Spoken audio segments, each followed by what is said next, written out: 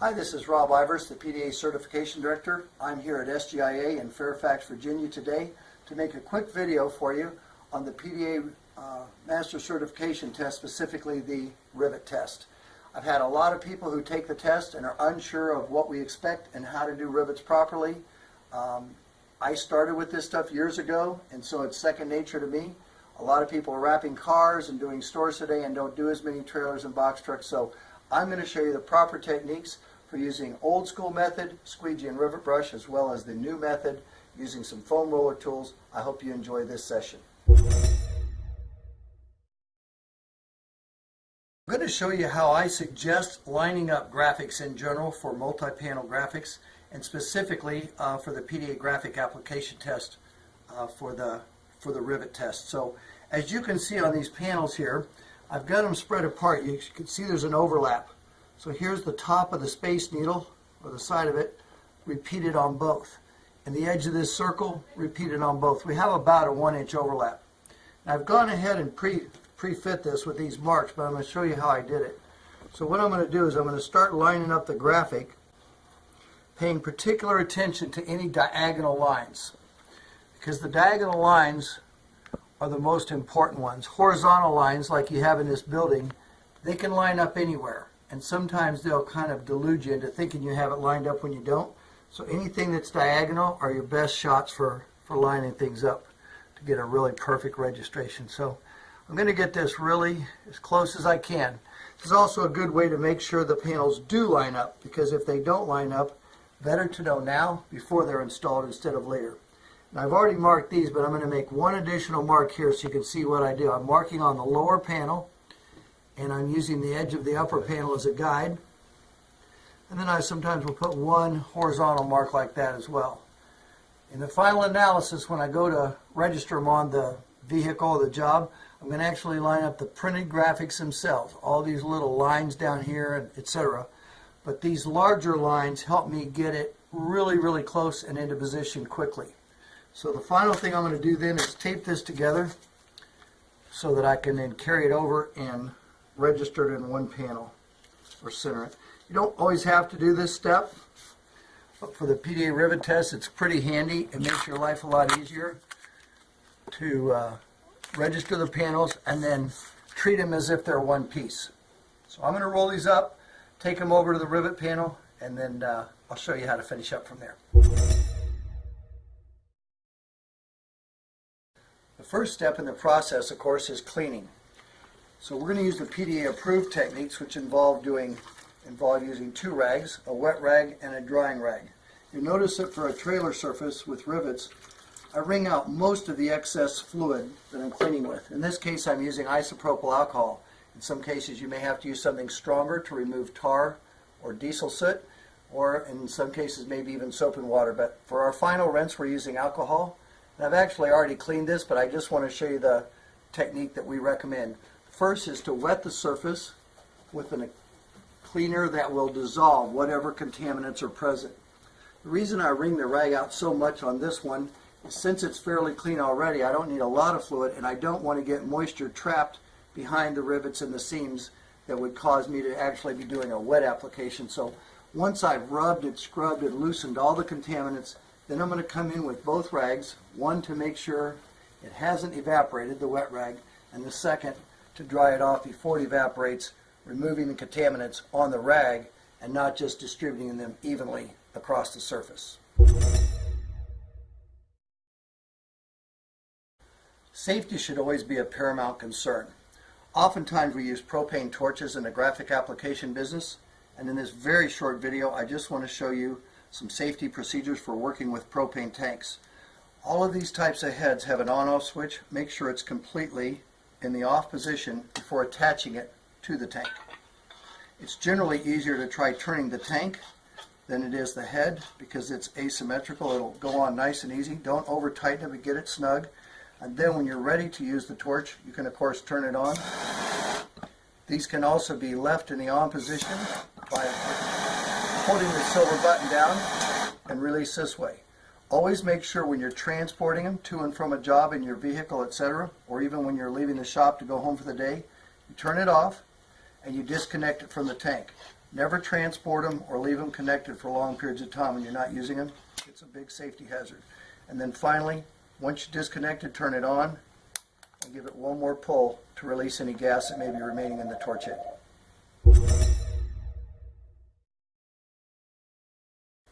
When applying graphics to a trailer, you want to make sure the rivets themselves are dry behind the rivets and the overlap panel areas as well. Sometimes you can't avoid something. Someone brings you a very wet trailer, it was raining outside, and you don't have time to let it sit overnight. Or the trailer is so dirty that you have to get it really wet to clean it. Here's a quick way to test the rivets and make sure they're dry, or to dry them if you know they're wet, so you can apply the graphics immediately. I'm going to use 2 torches, and I'm going to point them at the rivets, evaporating whatever moisture is behind them.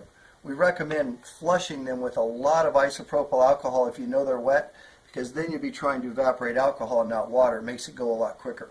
And we're also going to do a similar thing on this, where I'm going to use 1 propane torch on the rivet row and 1 angling in to get at the overlap metal seam that holds a lot of moisture here. So once I turn on the torch, it can be really loud. You won't be able to hear me talk, but this is the procedure. It's about 2 to 3 seconds on each rivet.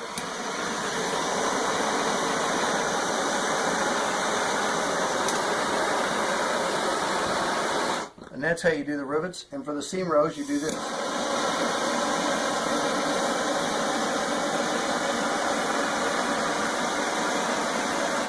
So that's how you can quickly dry the rivets for a great graphic application.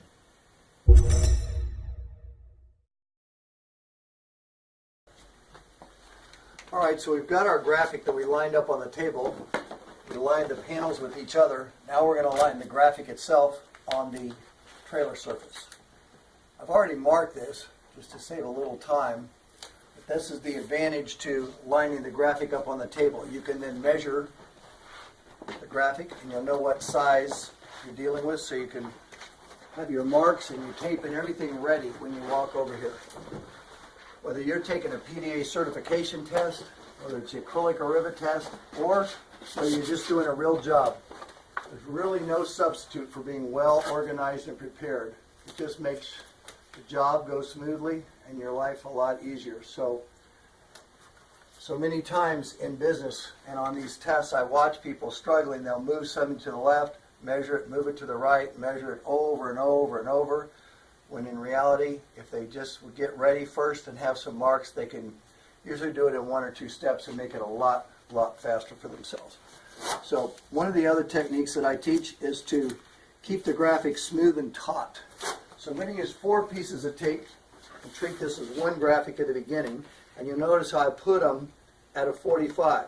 So I'm not just pulling down and I'm not just pulling over, but I'm pulling in both directions equally to give a smooth, taut fit for these graphics. If they are really super tight, then the right position, then they're not going to shift when I install the graphics later. If I don't have them smooth and tight, when they do get smooth and tight, they're going to be in a different position.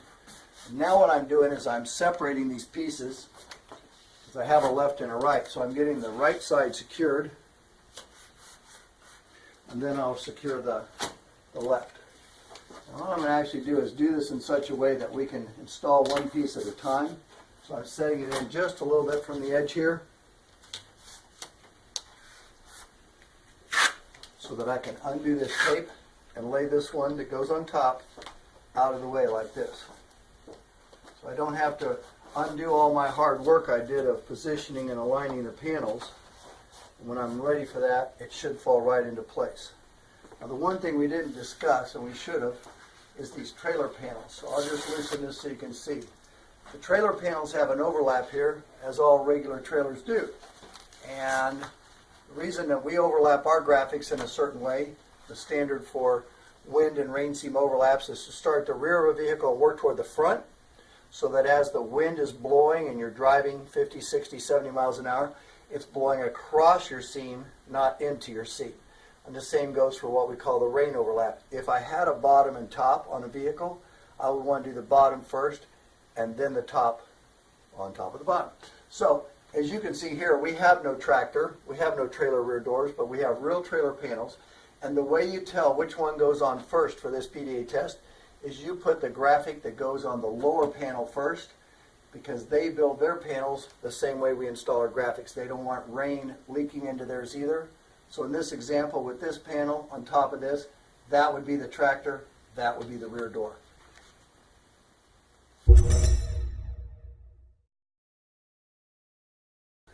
I'm going to begin applying the graphics on the right side because I'm right-handed. If you're left-handed, you might want to start on the other side. All this is going to really make a difference is I'm removing the liner with my left hand and squeegeeing with my right. I'm not crossing my arms. So I'm going to remove some of the liner. The graphic we use for the PDA test is it has an airy-gress liner, so the vinyl is airy-gress, and a digital print that's laminated as opposed to a liquid lam or a non-airy-gress.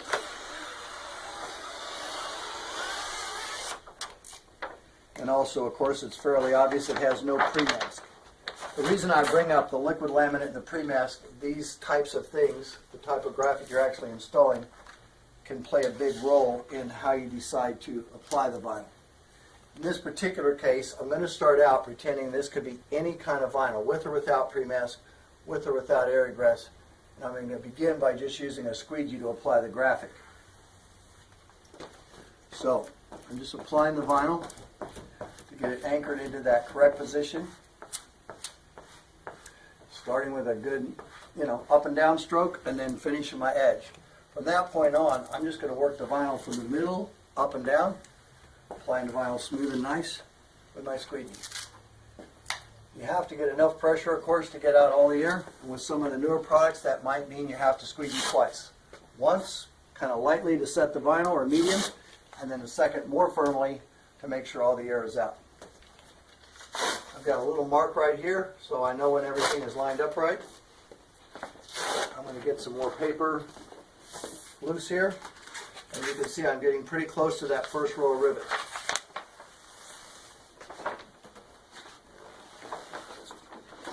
So of course, part of what I'm demonstrating here is just general rivet techniques that should help you and work on any type of graphic you might do. I'm also trying to help people specifically with some tips and tricks on how to take the PDA test and pass it quickly and smoothly and easily.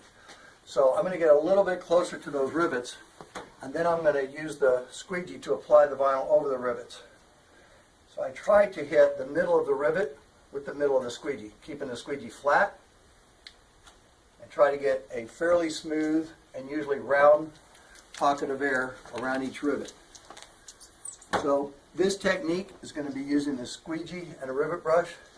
It's what I call nowadays old school technique, and the reason we require it for the PDA test, even though it's a little, I won't say outdated, but a lot of people would not use that for this graphic today. They would use a Rolly Pro and a foam roller, or a Rolly Pro and a squeegee, which I'll show you in a minute. But for this test, we are trying to get all the people that are master certified to prove and demonstrate proficiency on all kinds of vinyl. So if it has pre-mask, if it doesn't have airy-gress, if it's a liquid lam, this technique that I'm going to show you now is the technique you'll want to use.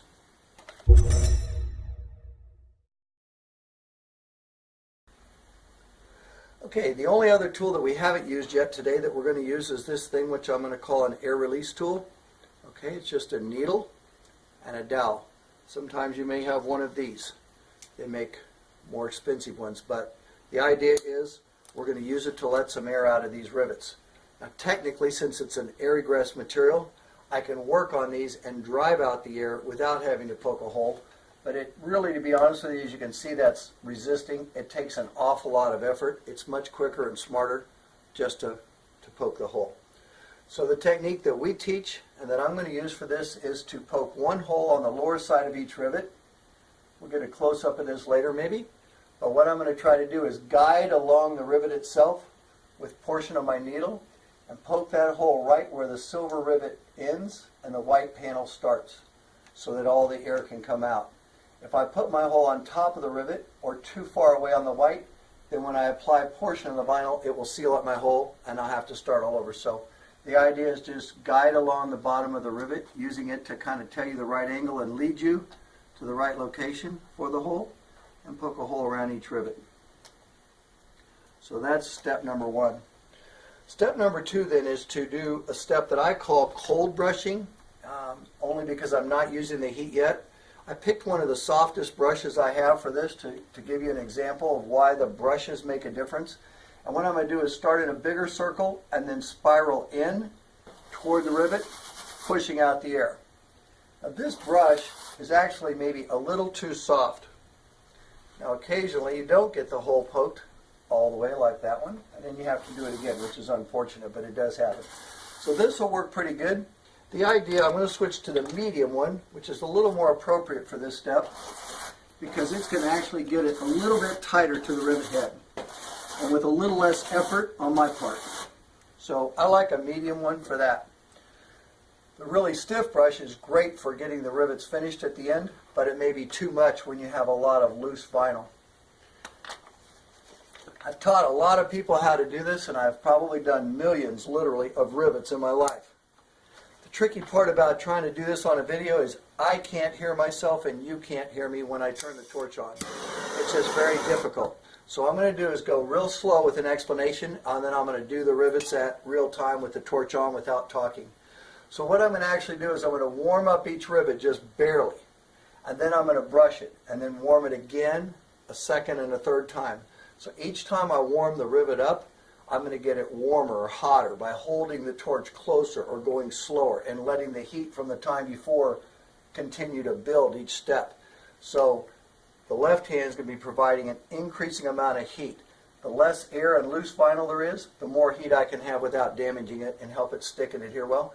And with the right hand, what I'm going to do with the brushing is go from a big stroke that pushes all the loose vinyl in to a smaller and tighter stroke that actually gets it right up against the edge of the rivet. So in slow motion, with no heat, it kind of looks like this. And even with no heat, you can see how it's starting to get close. But let me show you with some heat.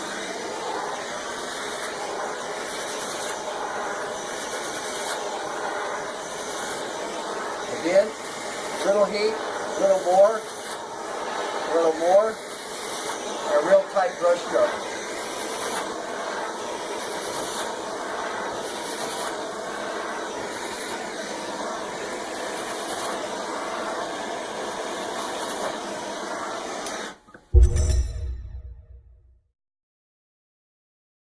Whenever you have rivets that are not completely covered in vinyl, but only partially, just change your technique slightly will help a great deal.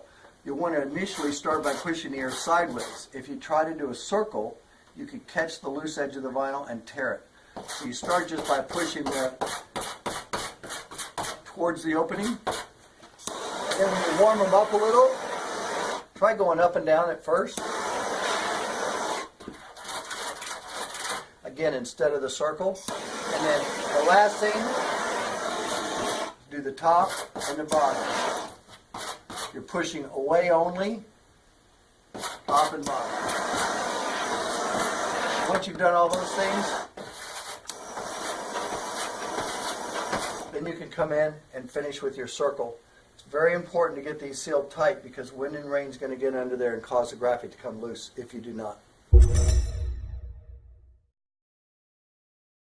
Okay, so for the PDA test, you have to install at least half the rivets with the rivet brush and the squeegee, old school, to show me that you know how to do it, to pass this test, in case the vinyl's not the appropriate kind of vinyl for these new tools. So the first tool I'm going to show you is called the Roly Pro. And the Roly Pro is a foam roller made to apply vinyl to rivets when the vinyl's air egress, when it's laminated, and when there's no pre-mask. So this is the tool we're going to use for the rivets. I'm also going to show you another tool. It's a 3M tool called a CPA2. This is sort of my adaptation for how to use these two tools together to use exclusively foam rollers for the main body of the application work. So I'm going to go ahead and get this ready to go. Assuming your vinyl's not overly aggressive or you're not out in a 100-degree day, you can remove the entire application tape and simply pull your graphic until it's slightly taut. You're not stretching it, just getting it smooth and nice. This roller is a great way to to apply the vinyl between the rows of rivets instead of a squeegee. And I'll give you an example. You just push very firmly and roll it up and down. You're going to have to really press firmly. I like to use this little bar as a guide. I can kind of see where the rivet heads are. That way I don't get too close to the rivets and go over them by accident, but I can get right up close to them like that. So this tool with a lot of pressure will sometimes keep you from having to squeegee twice. Now I may be mistaken, so I'm going to check this. Nope, I'm not getting a lot of air in here, maybe just a little bit. If you work outside in some parts of the country to do rivets like this on a box truck or trailer, you'll find that on an 80-degree day, the squeegee is not a very great tool, because when you push hard enough to try to drive the air out, it stretches the vinyl ahead of your squeegee, making wrinkles. For those kind of situations, this is a really good choice because the rolling action doesn't push the vinyl like a squeegee does. I'm going to show you one other little new twist that I've developed lately, and that is for the use of the Rolly Pro tool. Originally, the concept, the instructions for using this tool were to leave an open track. I'll show you with the squeegee up here in just a little area. To leave a track about 1 inch wide around the rivets like this, and go and do that all the way down and then roll the air out. If this vinyl gets warm and it sags and touches and seals off this area, you're going to have huge amounts or volumes of air in there, and if it gets trapped and you're heating it up like we're going to do, it can cause some serious problems that are just almost impossible to fix. So my new style is to leave the entire side open, work one side closed, then the Rolly Pro, then back to the other tool, leave the whole side open, so there's no way that whole side is going to get closed and not let the air escape. So I'll show you how it works. I'm going to go ahead and start up here on these top few since I went ahead and squeegeed it, but with this tool you're going to warm the vinyl up very, very, very, very, very warm, heavy on the heat, light on this because it's like melted butter. You don't need to push hard on this like you would a rivet brush. You start with the heat.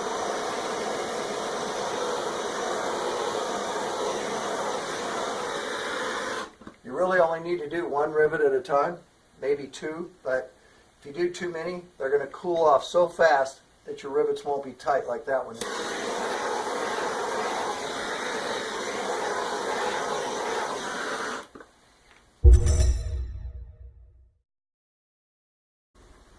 Another situation you can encounter when applying graphics over riveted surfaces is when you have a very small amount of vinyl on the opposite side of a row of rivets like this.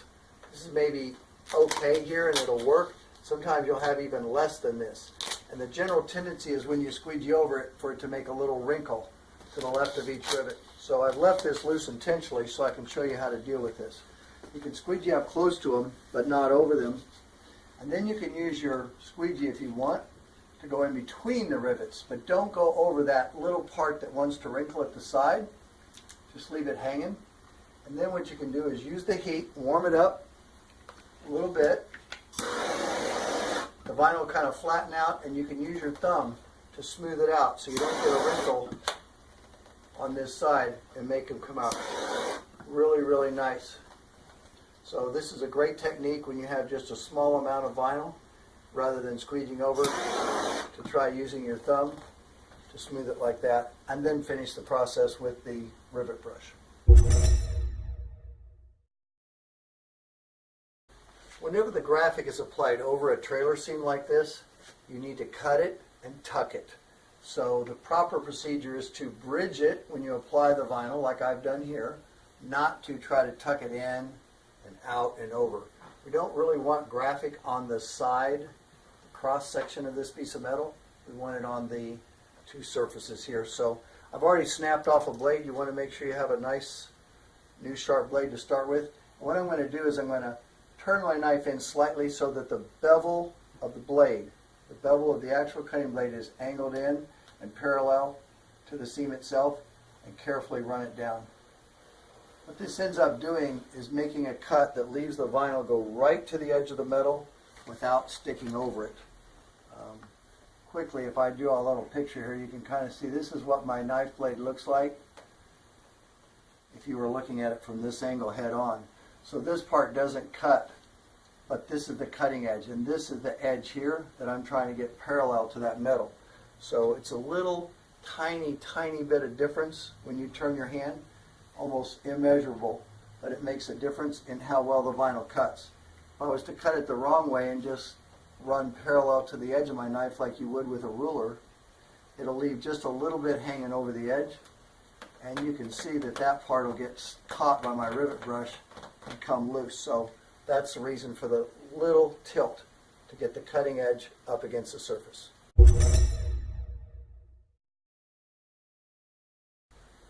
One of the keys to being successful when you're applying graphics over rivets in a situation like this, where you have a second piece that's going to overlap, is you have to do the rivets twice.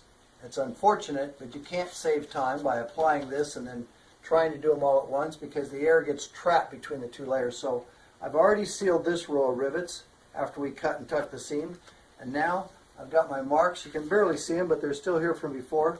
So all you would need to do then is to line your graphic up with your original marks.